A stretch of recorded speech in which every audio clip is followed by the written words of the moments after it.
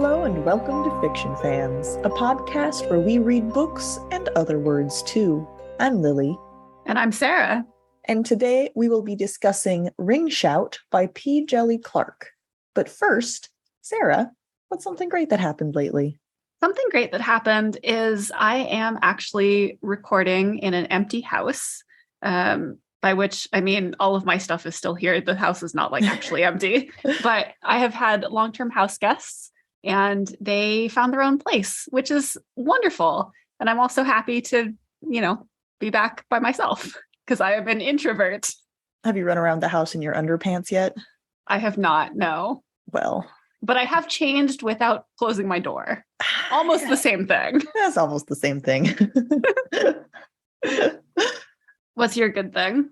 We did our first round of grape harvesting today. We have a big old grapevine that's actually growing in our neighbor's yard, but has grown up and into our yard, which we shamelessly, well, no shame.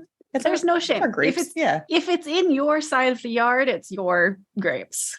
I say we, really Daniel did 90% of it, but I hung out with him while he did it, so I'm taking half credit. That counts.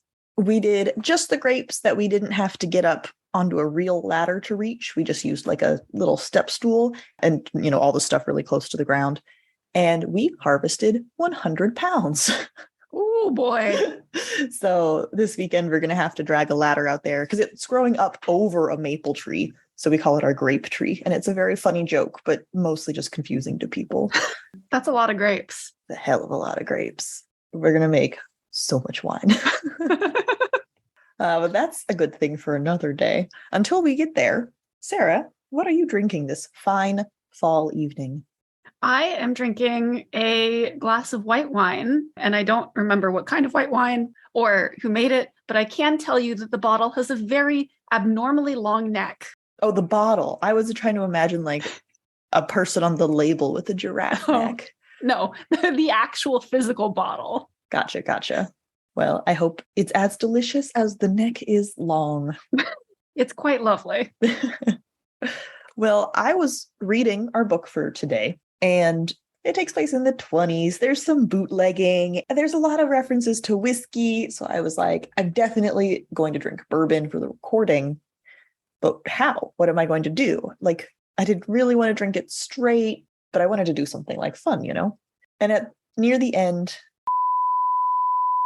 drinking a mint julep. Is that a spoiler? Actually, yes. Okay. So the book ends on a mint julep being consumed with no further detail that I shall give you at this point. But I was like, oh, yes, perfect. That is what I shall have. So that is what I'm having. It's basically straight bourbon, but a little sweet, and it's got some plants floating in it. Well, that does sound lovely. My mint plants weren't healthy enough for me to pick off more than 2 leaves. So that's not a sprig by any stretch of the definition. Well, this is not actually a mint julep podcast. Ooh, we should do that instead. I mean, we have talked about doing a drinking podcast. Don't we already? It would probably not be any fun for anyone to listen to, but we'd have a great time doing it. No, I don't think I would edit that. That seems beyond my patience. But that's not where we are now. Right now, we are on a book podcast. And other than the book that we'll be discussing in a moment here, have you read anything good lately? I started reading. So this week, we have a ton of podcast books that we need to get to. And I ignored all of that to start reading my copy of A Life with Footnotes, the official Terry Pratchett biography, written by his longtime assistant, Rob Wilkins. And it is so good thus far. It's funny and thoughtful and evocative, and I'm just absolutely loving it. Nice. I'm not a big biography person. I think you read more nonfiction than I do. Yeah, I really like nonfiction. I don't read as much of it these days as I would like because we have a podcast where we have to read a book a week and we do not do a lot of nonfiction on the podcast. Excuse me. We have a podcast where we choose to read a book a week. Yeah, okay. That's true. Point made. But it does leave me with not a ton of time to read nonfiction. But you're liking it so far. That's good. Has it revealed any scandalous things that are going to make us have to not read Pratchett anymore? Nothing scandalous thus far. I'm only about like 60 pages in or so. He hasn't gotten past like 14. He's still pretty young. So there's time for, scandals to happen. I somehow suspect that nothing is going to occur. Well, if it does, you better tell me. Obviously. I have not read anything at all. I mean, we have had a lot of podcast reading. That I am, in fact, behind. Well, I'm not too far. I'm a little behind. I'm a little behind on the podcast reading. I'm behind on the podcast reading. Oh, I should lie. I've been reading Witcher fan fiction, which I feel like is a worse excuse than the brand new Pratchett biography. I don't know. I mean, Witcher fan fiction, Pratchett biography, they even out, maybe. It's basically the same thing. I accidentally started one that's over 100,000 words long. How unlike you. I know. And because now I'm just going to sit here and read it until it's done. And I won't eat. I won't sleep. I won't read podcast books. I have turned off my camera in work meetings. There's a reason why I read short things, because then I can put them away. I think the real revelation here is that you keep your camera on in work meetings. Oh, I usually leave them. I can't really get away with that most of the time. My boss leads our meetings and she doesn't have her camera on ever. Mm-hmm. You mostly do internal meetings though, right? Yeah, to be fair, I mean, I don't know if like she has her camera on for meetings with higher up people, but our team meetings, like it's always off. Yeah. Must be nice. Well, you know what else was nice? Ring shout? Jinx, you owe me a Coke. That was a terrible transition. Nice is not actually the word I would use for this book. Good. Oh yeah, very, very good. Very fun. This book does the thing which I really appreciate about horror, just as a genre, books, movies, games, any of it, where it gives me something concrete to be scared of. It kind of overrides the general amorphous existential dread that's just sort of always all the time everywhere. And then it's like, hey, shoot a demon in the face. And I'm like, that's awesome. Yes. Yeah, and I've said that I'm not particularly a fan of horror, but this was a horror novel or novella that I could really get behind. And I don't know if it's because it had a lot more fantasy aspects that probably had a big impact on my enjoyment, to be honest, or if it's because I wasn't necessarily scared when I read it. Like, I don't like being scared. Oh, I like being scared. And I made a joke about shooting demons in the face, which is what happens in this book. And it's very, very great. But even in horror stories where the characters aren't triumphant or even competent, they are just, getting slaughtered left and right, at least it's a thing doing it. Yeah. Nice and immediate and concrete. Yeah, I can see that. And I mean, especially in Ring Shout, where Clark took, well, I guess the Ku Klux Klan is a concrete thing, but it represents a very systemic, philosophical problem, and also very concrete. And he turns it into, what if members of the KKK were such garbage, hate-filled people, my words, not his, that it allowed them to be possessed by demons. So demons use them to come to Earth and spread more hate, which turns out when you're using the body of a KKK member, there's a pretty straightforward way to do that. The one problem with this book was that it fucked up my search history. How so? While reading this book and realizing I was going to have to say the Ku Klux Klan a lot in a recorded audio medium, I realized that Ku Klux Klan is a pretty weird word. Not that that's the segment. Wow. Can I use the phrase weird word when I'm just talking about a word that's weird? Not allowed. Illegal. Well, I was really lamenting the fact that it's a goddamn tongue twister And you can't even shorten it to KKK because the characters in Ring Shout use Ku Klux to refer to the demons and Klan to refer to the humans that haven't been turned yet. Which I thought was a really nice, I really liked how Clark made that distinction. It was fantastic. Yeah. It did make me wonder where the hell the name Ku Klux Klan came from. So I looked it up, I Googled it, and now I have some weird KKK shit in my search history. I was too afraid to click on any of the links because I wasn't confident that they would just be informative and historical. So I just read the little previews, which is always how I do it, but this time it was on purpose and not just laziness. Apparently it's supposedly, all of the little summaries I saw were very specific to say that it's supposedly from the Greek word kyklos for circle. I don't know if that's possibly apocryphal or that's how someone described it and no one actually knows. It's just interesting that they made sure to say supposedly every time. Maybe the KKK is particularly litigious. Out of all the shit they do, the Greek word kyklos is where they draw the line. I mean, they're messed up. Well, that's not what we're that's not even on the table. Anyway, so that's bad enough. I was trying to figure out how to find out what a shout is, not because I was scared to have that in my search history, but because just Googling what is a shout was probably going to get me a lot of things like, when you talk really loud. Unrelated, yeah. So I was trying to figure out a useful way to search for what a shout is. And Clark had my back. He explained it maybe 3 pages after I was starting to try to figure that out. I'm a little surprised you didn't actually, rather than Google just shout, you didn't Google ring shout. Wouldn't that have I didn't get as far as Googling anything. Okay, but thinking about Googling things. Wouldn't that have just gotten me this book? But it does, but it also gets you the Wikipedia article for what a ring shout is. Oh, okay.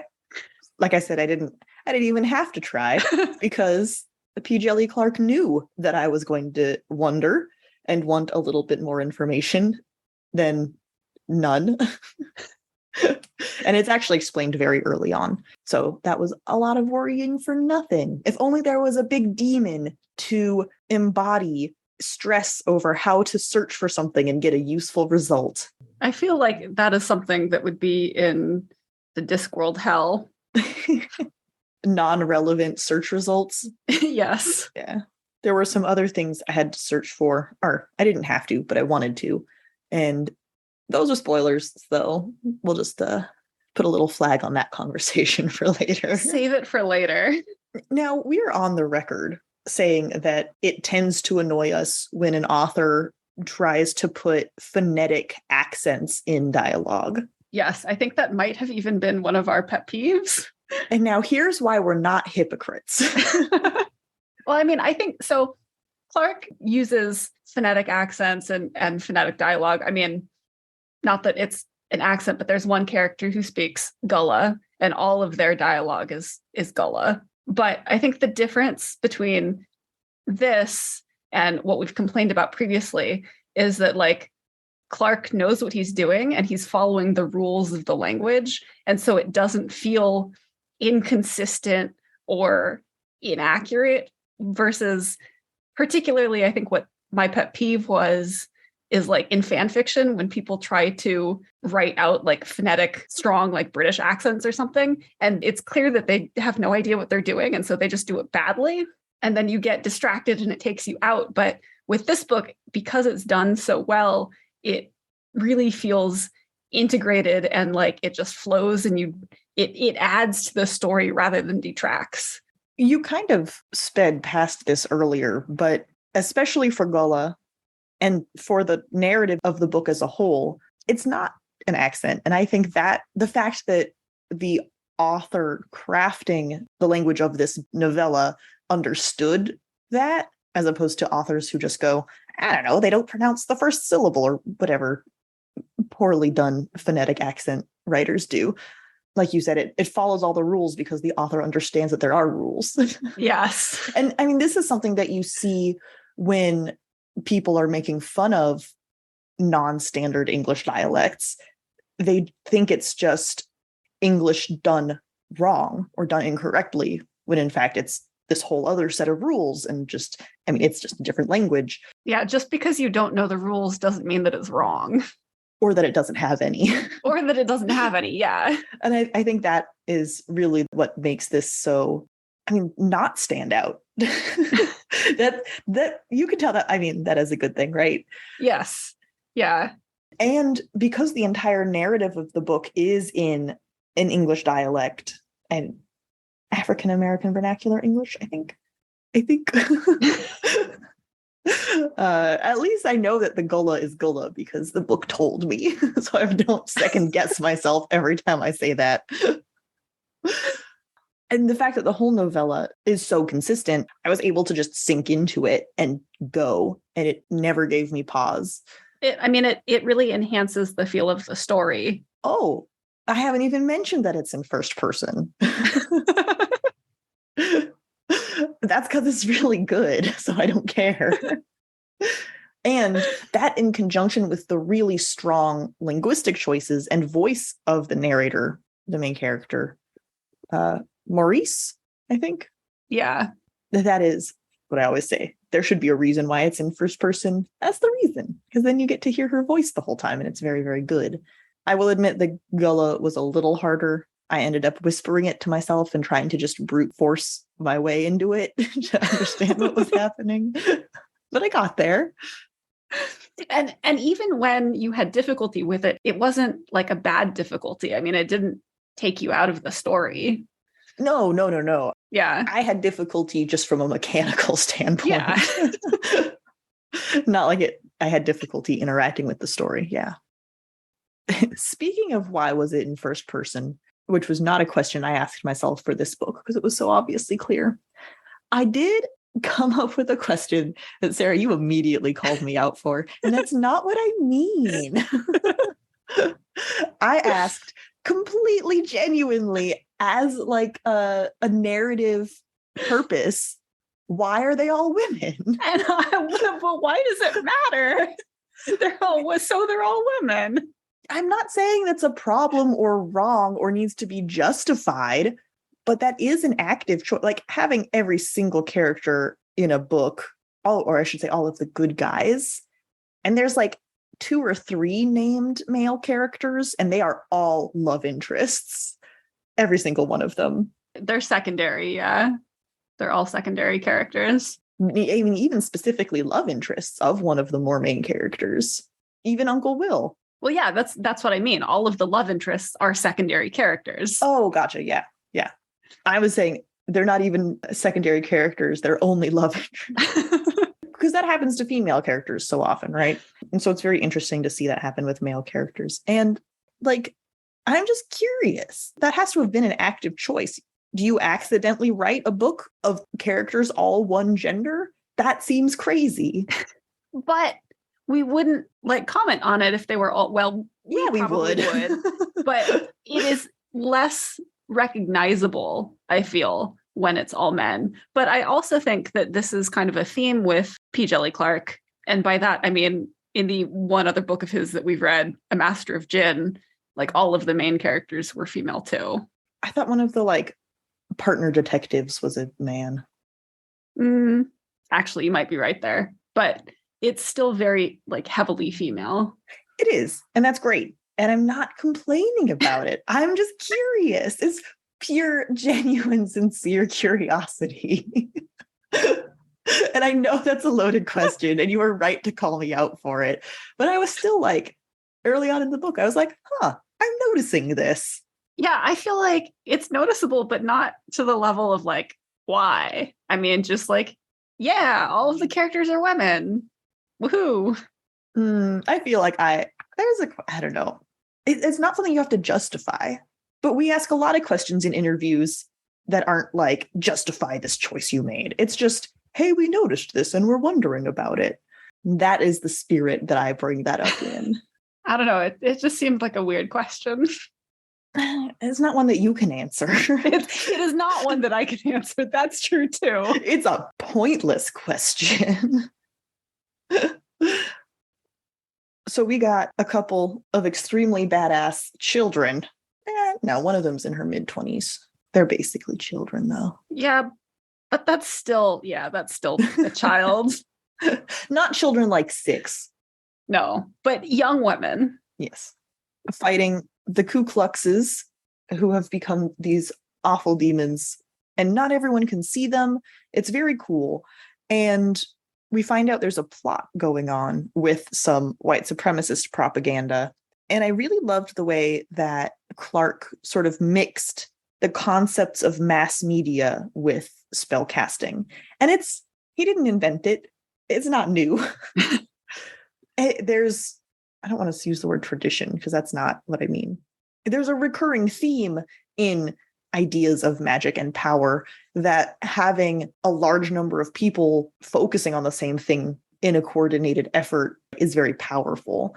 And so, of course, mixing that with something like a movie where a bunch of people are watching the same thing at once, that makes a lot of sense. But it was still very cool and I liked it. Yeah, I mean, I really enjoyed Clark's execution of that concept. And it's kind of central to the driving plot of the book. I know. I thought I danced around that pretty well, though. Well, I just came out and said it. Oh, no. Not the fact that it is central, but like what's actually happening. Yes. And who might be involved and all that kind of stuff. There's also a very good, I hesitate to call it a metaphor. Parallel, it's a metaphor. That comes up in this book several times about the places where we hurt and how, the demons have access to clansmen because they're so filled with hate and all of these negative emotions making you susceptible to these supernatural powers. And I just thought it was really nice having that little like, hey, take care of your mental health. It was very subtle. It was like not even a moral of the story, but just like it was in there.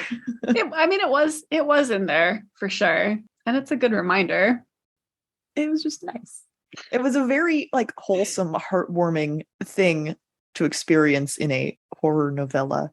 So not to be weird about genre, which I never am. You weird about genre? Perish the thought. I mean, Ring Shout is absolutely a horror novella, but I would say it falls more into the category of like monster. There's monsters wreaking havoc, which is absolutely horror, but it's one that I don't find particularly scary.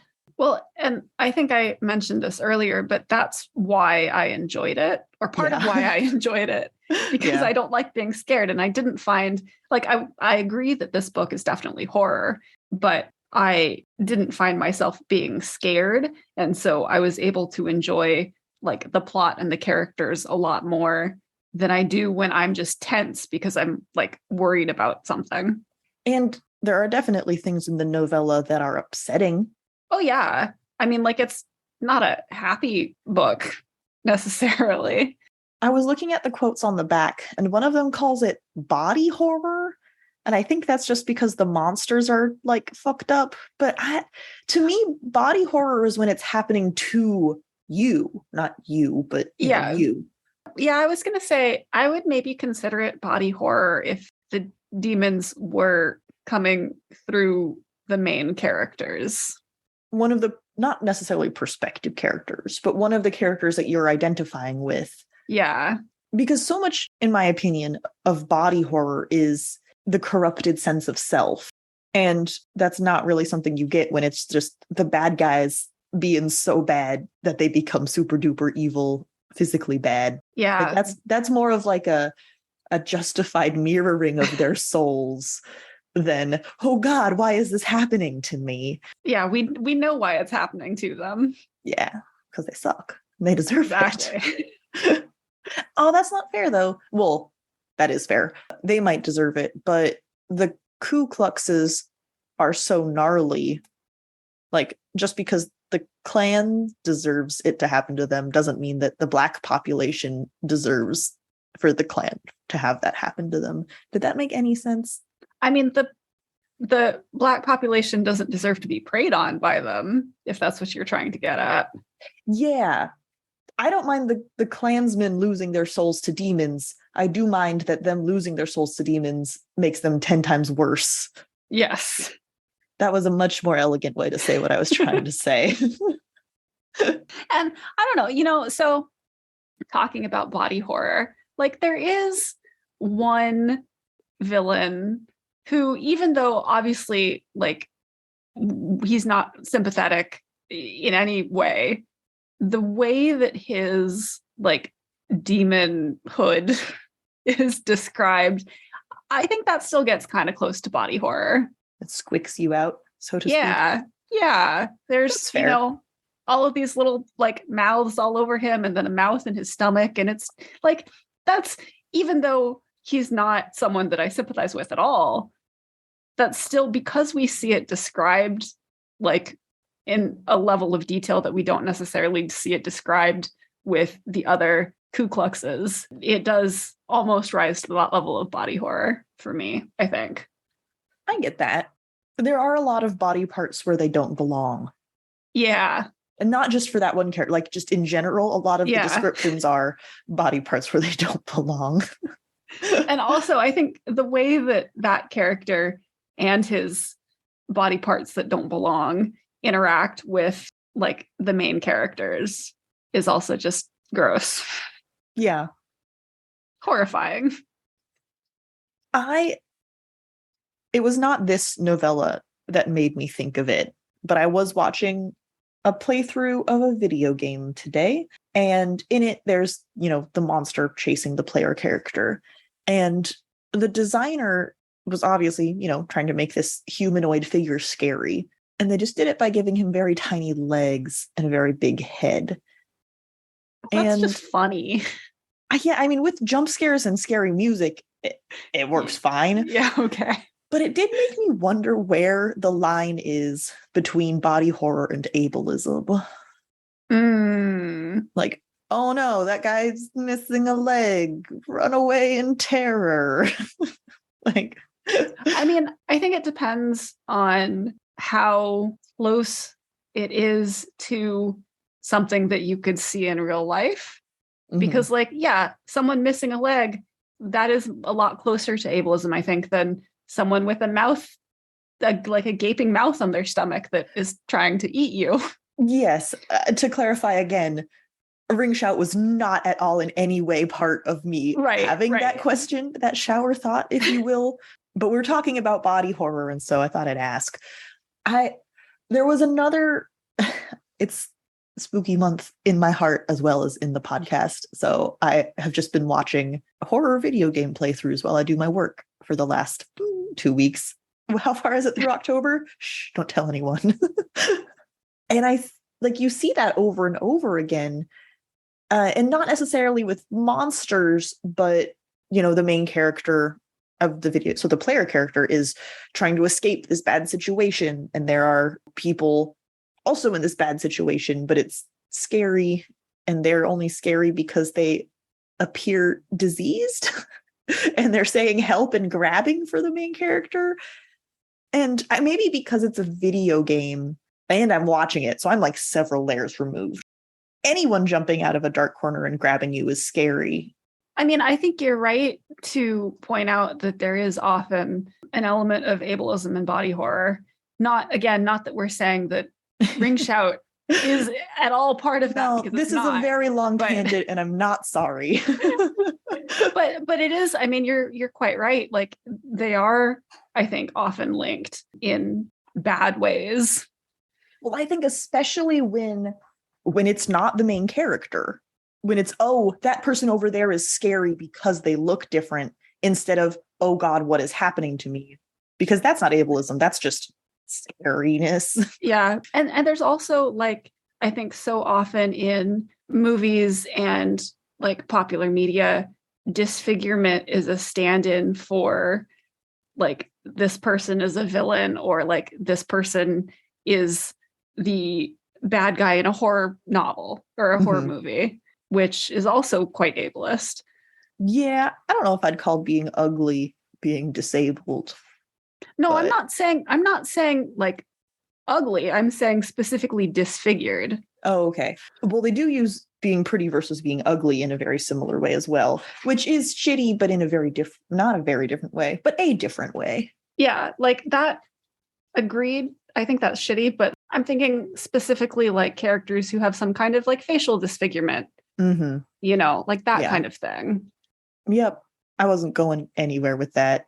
Thank you for indulging me. You're welcome. I mean, it was a tangent, but I think it was a good tangent. It was semi-related. Semi-related. Not really that related. Nope. But I did it anyway. Well, we have one more quote here that's just, "Are Jews not white?"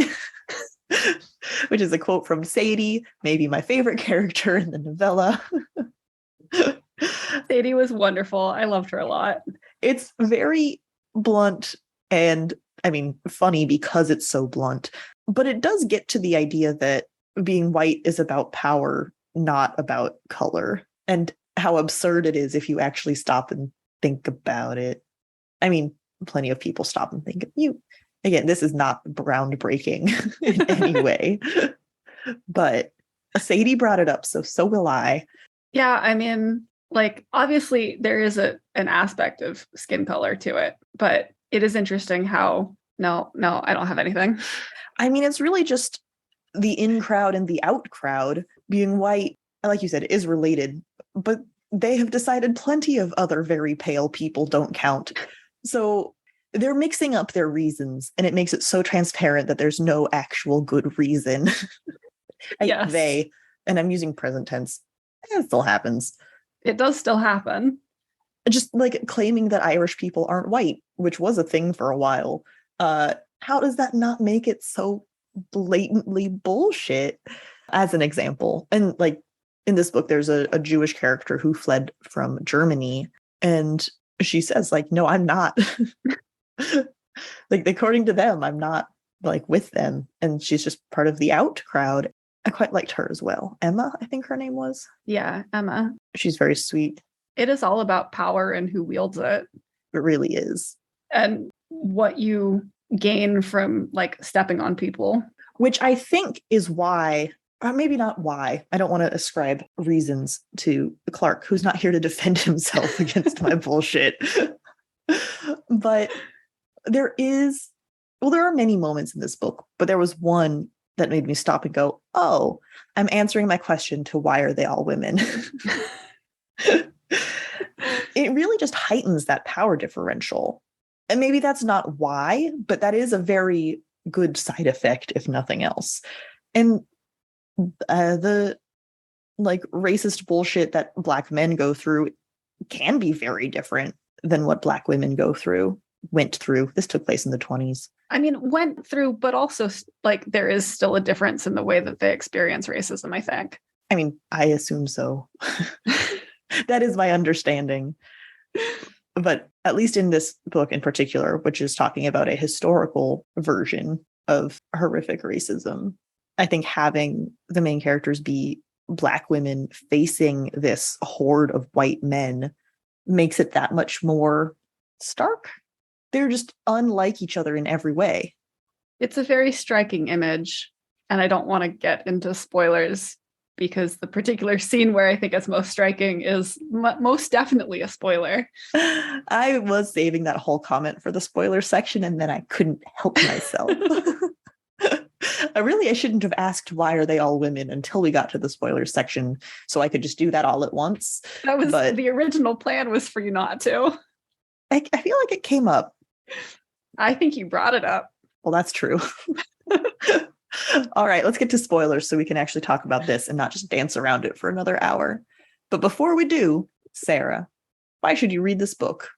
If you want to read a horror novella with the Ku Klux Klan as actual demons, you should read this book. If you want some really kick-ass female characters, and a lot of them, I think you should read this book. If you want some super fun 20s vibes just kind of snuck in there, I had no idea this book was set in the 20s. I fucking love the 20s. Sarah, you didn't tell me. To be fair, I had forgotten that it was set in the 20s. They go to a speakeasy. I was so happy. That's it. You should read this book because it's set in the 20s. And because Djèlí Clark is a fantastic writer. I mean, there's a lot of reasons why the book is good, but you should read it because it's funny. Okay, I'll stop now. To avoid spoilers, skip to 5408. Okay, so now that we're in the spoiler section, I can talk specifically about the scene about two of the main characters, Chief and Maris. Wait, is it? I thought it was like Maurice, but spelled different. It's M-R... Marys-E? Yeah. Maurice?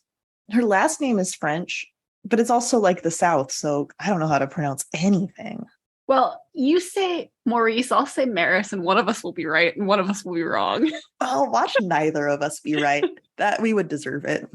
We would deserve it. It's true. All right. Anyway, so these two young Black women are facing off against a horde of Ku Kluxes and Klansmen, and it's just a really striking visual. Like they're at this mountaintop outdoor theater in like the pouring rain. Yeah, it's just a very like powerful image. I was going to correct you and say, no, there's 3 of them. And then I was like, oh, wait, no. No. Oh my God. This book made me cry at a rate of higher than once per 100 pages, which is a stupid way of saying this book is less than 200 pages and I cried twice. I mean, like I cry at the drop of a hat, so it's no surprise that I cried, but there are a lot of really moving scenes in this book. Okay, there's different kinds of crying though. Like I get misty-eyed for anything. I get misty-eyed for like pretty language. That means nothing. I would never count that as crying. And then there's sometimes like I get so misty-eyed that a tear falls down my face. That's still like, that's not emotional crying. That's just so misty-eyed that tears came out of my eyeballs. This book made me cry. Twice. And not like once that lasted a long time because it was 2 scenes next to each other. But like separate scenes. Yes. In one teeny tiny little book. I was trying to just like crank through this while we were having dinner. And I was like, sorry, I'm fine. Just give me a minute. So as we've intimated, Sadie, one of the 3 main demon hunters that we follow in this book. You mean badass bootleggers? Badass bootleggers. Because this is set in the 20s. Badass bootleggers and demon hunters. They can be both. Yeah. They contain multitudes. She dies in an attack by the Ku Kluxes. And then we actually get to see her not come back, but like we see her ghost or her spirit or whatever come back at the climax of the book. And that scene where she's sitting with Maris, like that made me cry. I take issue with you describing her death as dying in an attack because she rushed into a burning building to back up Maris. Maurice, now you have me doing it, but I think I'm right. And then like single-handedly holds off a horde of Ku Kluxes so Maurice can escape with civilians. And her scene when Maurice realizes that she didn't make it out and then goes back in and like she knows that she's dead, but they have that like conversation. And I love that she says to tell her boyfriend that he can't bounce back. She's like 20 or something, heartbreakingly young. She's very young. I loved all of the main characters in this book. I loved all the characters, but I mean, the 3 that we spend the most time with, Maurice, Sadie, and Chef, were all phenomenal. Like, Chef dressed up as a man to go fight in World War I. Sounds like the right timeline. They don't specify. And I am actually really sad that we don't get more of her exploits. Like, we just hear a little bit about how she was in the war and she slept with a lot of pretty French women. And like, that's it. Mm-hmm. And I wanted more of like her story. I mean, she was great. They're all great. Their banter together was great. I loved them so much. Sadie died. Yeah, I was really mad at Clark for that one. Yeah, I was mad at the Ku Klux Klan. That too. Okay, we mentioned love interests and how they're the only named male characters in this book. Except for the villain. Except for the villains. Yes. Villains. I guess there's still only one. It's really just the butcher, huh? Yeah, I think it's mostly just the butcher. I mean, we do get the night doctors. Well, I was going to say specifically the doctor who went looking for the night doctors and now serves them. I don't know if he's more of a morally gray. I don't think he's a villain. Yeah. Like, to be clear, morally gray, yes. Villain, no. Yeah. But he is named. That's true. I don't remember it right now. Oh, I do. Well, I could spell it, but I'm not going to attempt to pronounce it. But we're talking about Frenchie. So in about the middle of this book, I am reminded it's the 20s.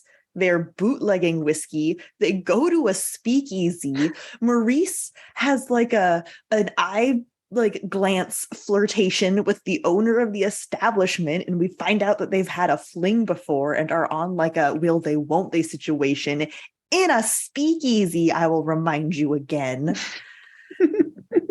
And then she ends up like swanning over to him and saying, "No, you're hanging out with me tonight." And he's like, "Of course.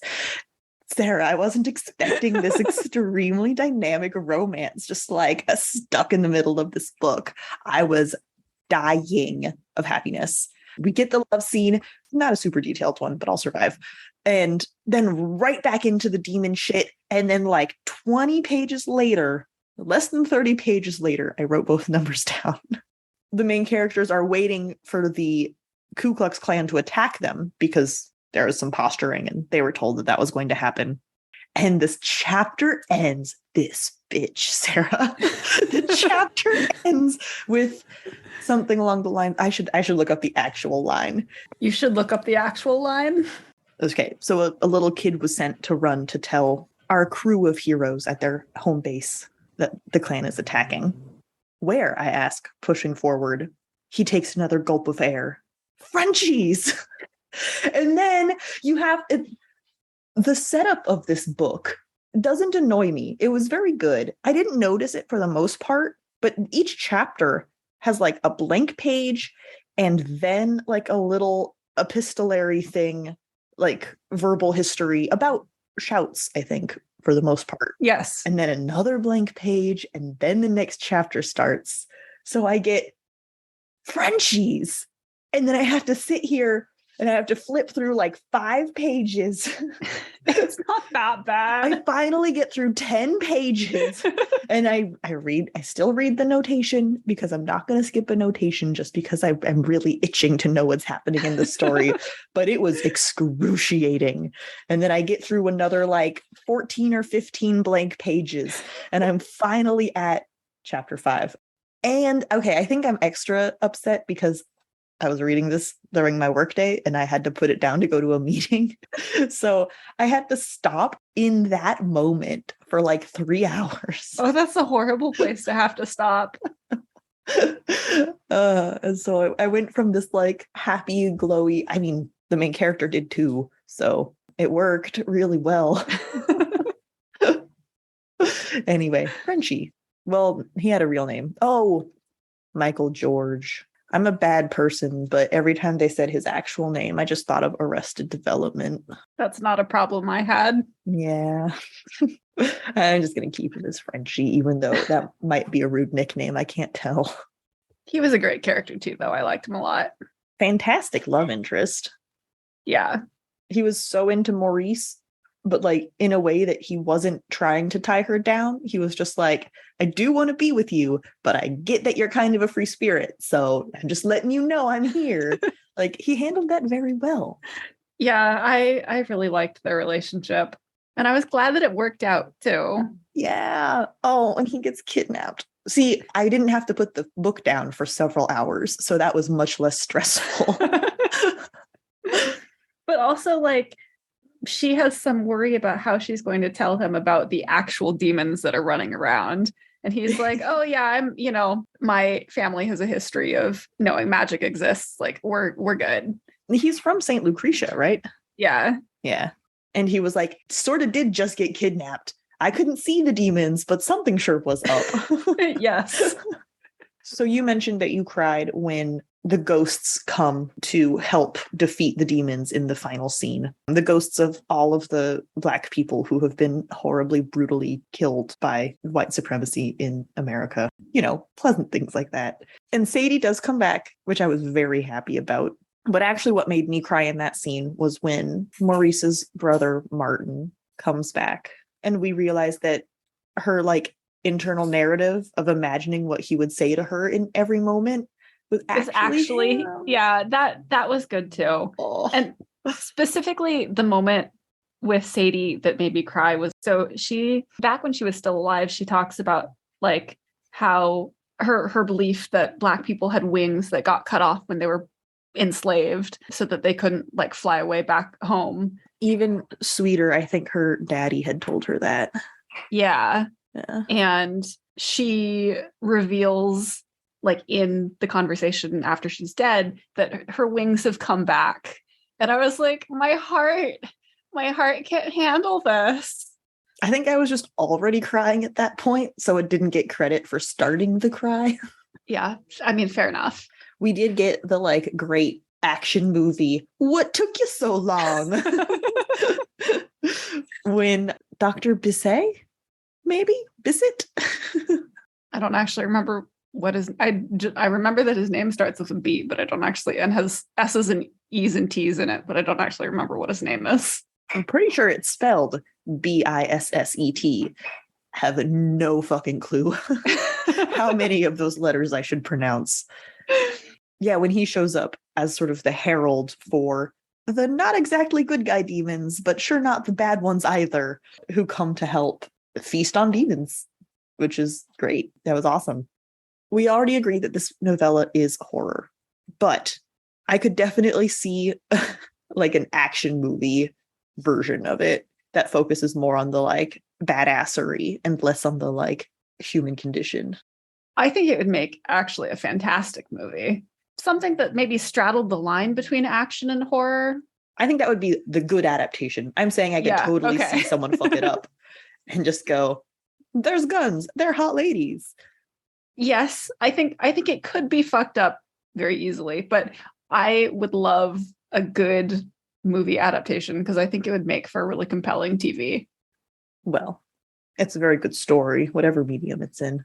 Well, yeah, that too. But like, I think it would be a good time to watch it as a movie.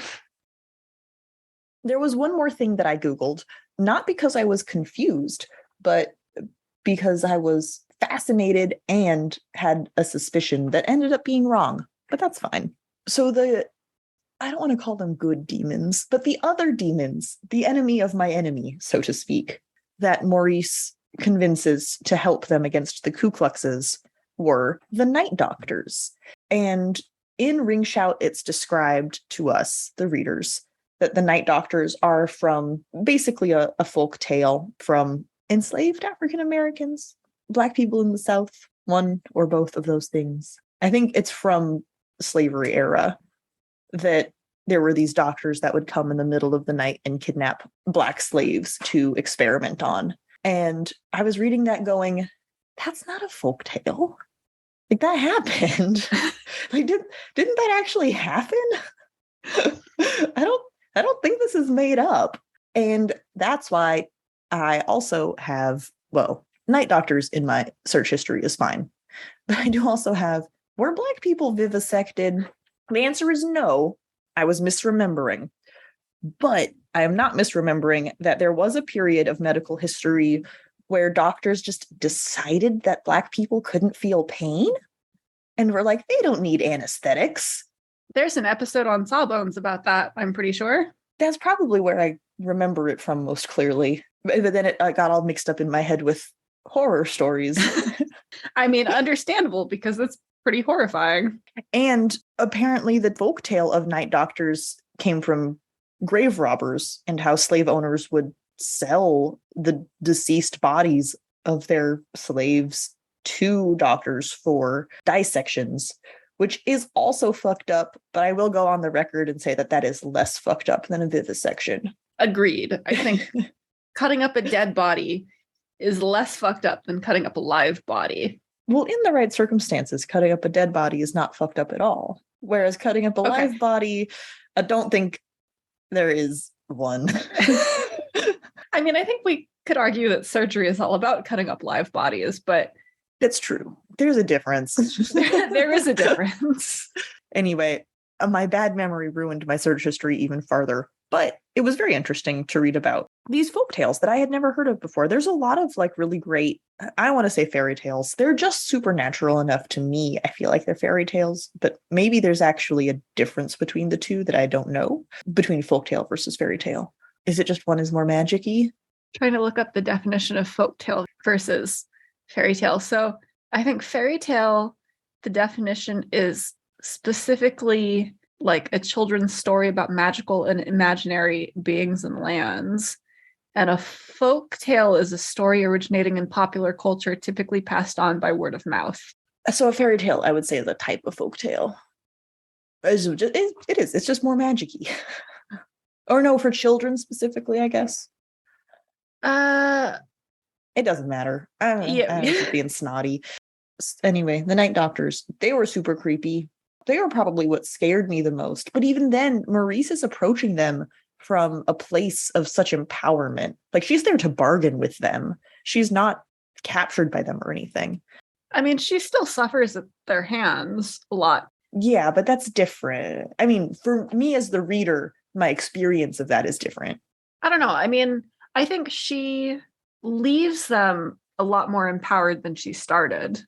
That's true. There is something to it, though, that she sought them out. Well, and they specifically say that, like, she does have leave to have an audience because she sought them out, or something along those lines. Like, she's entitled to an audience because she sought them out. But I don't know. I thought that scene was maybe a little scarier than you did, or not scary per se, but like tense, affecting. Yeah.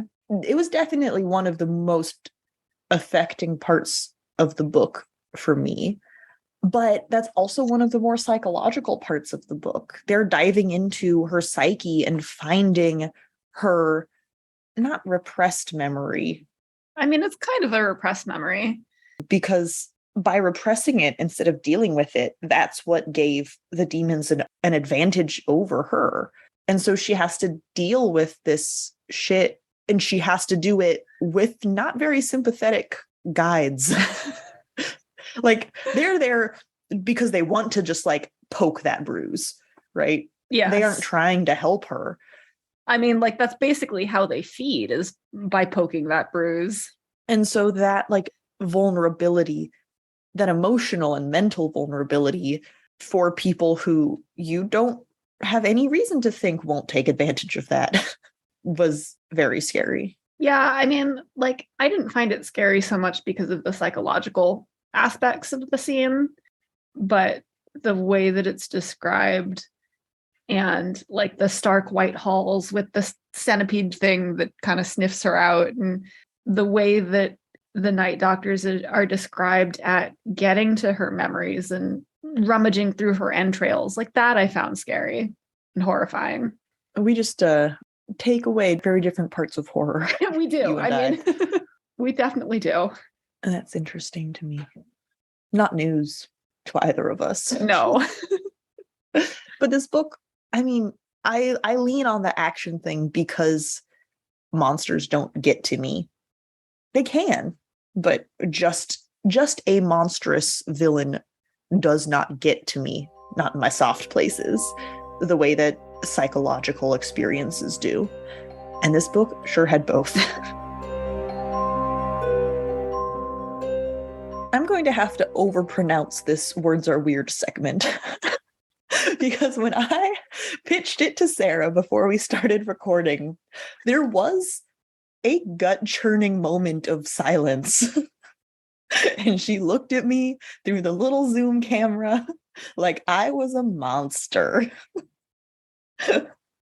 I'm sorry. I mean, if it makes you feel any better, I didn't think that you had said what I had heard you say. And in fact, you had not said that. But I mean, I immediately figured out what the problem was. I think I'll just say it in context and it will be more obvious. Yeah, in my defense, you did bring it up with no context whatsoever, except as words are weird, but like you just said the word. Okay. I said in this book, Maurice refers to wearing knickers. You did not. And I said, I don't think I know what knickers are. And I clearly didn't. This is going to be a great words are weird segment. Would like to clarify that I am saying Knickers, as in the underpants, except apparently not underpants. What? Well, apparently there are two different definitions. There's knickers, as in like British English panties. And then there's also knickers, as in knickerbockers, which is a form of men's or boys' baggy-kneed breeches, particularly popular in the early 20th century United States, according to Wikipedia. And I had kind of gathered from context clues reading the book that she was not referring to her underwear, just because that wouldn't make any sense. But there's a couple of times, I only wrote down one page number, but twice she says she's changing out of her knickers into a dress. And I was like, I don't think those are either or. I'm pretty sure you can do both. Yep. So that was like not entire confusion, but yeah, because I mean, we do get enough context clues, but it was clearly outerwear and not underwear. But I was still like, I don't think I know what these are. And I was correct. Should have phrased it better. I'm sorry for giving you a heart attack. I mean, again, I didn't think you said what I heard you say. But you did hear it. I did hear it. There's a whole discussion in Ring Shout about the N-word, and Sadie explains why she feels comfortable saying it, but it's different when white people say it. She's a little bit more blunt about it, and I love Sadie so much. And I think, in fact, the N-word is used more often in this book than the word knickers is used to refer to pants. Oh, and like I'm a little phlegmy right now too because of the weather. So, well, and because I'm drinking bourbon, it's all my fault. I can't blame the weather. But geez. I'm sorry, everyone listening. Thank you so much for listening to this episode of Fiction Fans. Come disagree with us. We are on Twitter and Instagram at FictionFansPod. You can also email us at fictionfanspod@gmail.com. If you enjoyed the episode, please rate and review on Spotify and Apple Podcasts, and follow us wherever your podcasts live. We also have a Patreon, technically, where you can support us and find our show notes and some other nonsense when we have time to upload stuff. Thanks again for listening, and may your villains always be defeated. Bye. No one will ever know how perfectly in sync we do that goodbye every time. We nail it every week, and people will assume that I just edit it to fix it, but I don't. We do quite a good job. It's the real tragedy. I think the other tragedy about this episode is that you will hear me get more congested over the course of the episode.